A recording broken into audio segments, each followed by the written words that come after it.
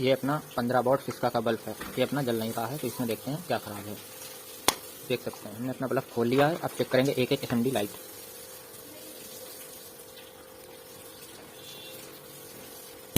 इसका ड्राइवर है सही। इसमें डालते हैं 15 वाट की न्यू प्लेट। अगर हमारे चैनल पर नहीं हो तो चैनल को लाइक करें और सब्सक्राइब करें। ये इसकी निकालते हैं प्लेट हमने निकाल दी है। इसको हटाते हैं अलग। ये अपनी 15 वाट की एमसी पीसीबी है, देख सकते हैं। ये आपको मार्केट में मिल जाएगी, ना मिले तो हमारे कमेंट जरूर करें। ये बल्ब खोल लिया, इसका ड्राइवर भी है ख़राब। इसमें हम डालते हैं न्यू अपना ड्राइवर 20 वॉट से 15 वॉट। ये आपको मार्केट में मिल जाएगा 15 से 20 रुपए में। अब इसमें डालते हैं। ये अपना बल्ब चल रहा है, देख सकते हैं। अगर वीडियो अच्छी लगे तो चैनल को सब्सक्राइब जरूर कर लें।